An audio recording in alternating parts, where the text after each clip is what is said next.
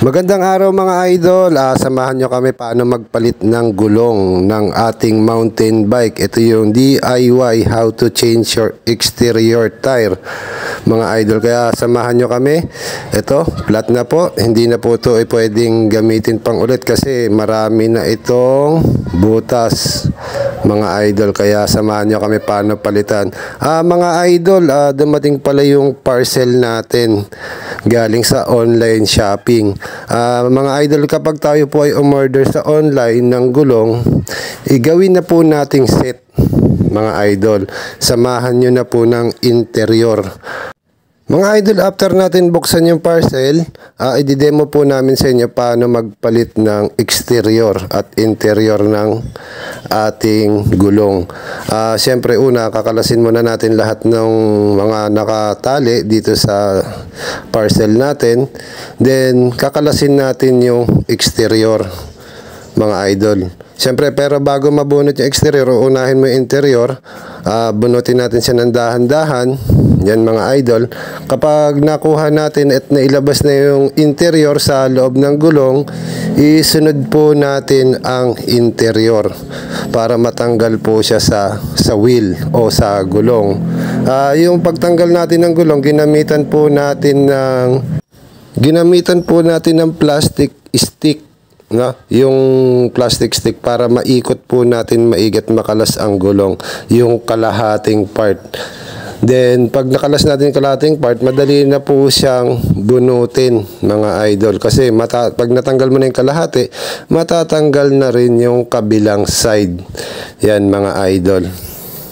Siyempre mga idol, pagkatapos natin siyang kalasin, siyempre linisan din naman natin yung ating gulong para hindi masyadong maraming grasa yung kamay natin habang tayo ay nagkakabit o nagkakalas ng ating mga gulong.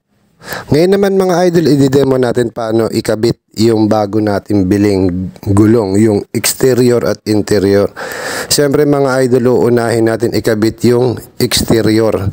Ang pagsalpak natin ng exterior sa gulong, kalahati lang muna mga idol. Yung kalahati ng kabiyak ng kabilang side. Then kapag nailagay na natin yung kalahati ng kabilang side ng exterior, tsaka natin ilalagay ang interior mga idol para mas madali siyang maikabit yung interior. At pagkatapos natin maikabit yung mga interior idol, tsaka natin ikakabit na ng buo ang exterior natin mga idol. Isasalpak na natin siya ng buo dun sa mismong wheel mga idol, sa rim. Kumbaga sa rim ng ating gulong, ikakabit na siya ng buo bago natin pahanginan mga idol.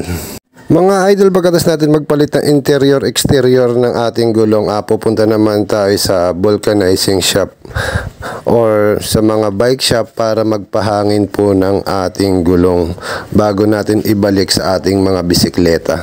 After mahanginan ng ating gulong mga idol, i-demo naman natin sa inyo paano ibalik yung gulong sa bisikleta.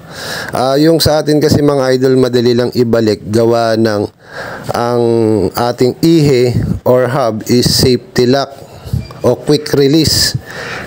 Yun yung pinakamadaling tawag nila doon, quick release. Kaya madali lang ikabit po yung ating gulong. Unlike po doon sa mga ibang bike, kaya medyo matagal ibalik at kailangan ng tools kasi yung mga ihi ng iba, kailangan po ng wrench magkabilaan para tumugma po yung higpit. Yung sa atin po kasi is safety lock, kaya madali lang po ikabit. Then pagka naisalpak po natin yung gulong, make it sure lang po natin tama po yung balik ng kadena tsaka ng rollers kung may mga rollers po tayo, kasi isa po yun sa mga magpapahirap sa pagkabit ng gulong, lalo na kung hindi natin kinalas yung rollers.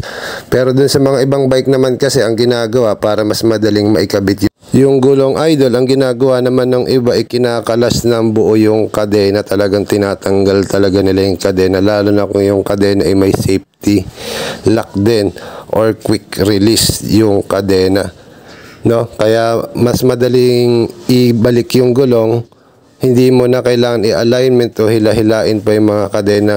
Yan mga idol, nung maibalik na natin yung ating gulong, quick release lang tayo, kaya mas madaling higpitan mga idol, yung ating gulong. Kaya mamaya i-drive test na po natin. Maraming salamat po sa panonood ng aming video. Sana po nakatulong po ang video ito sa inyo.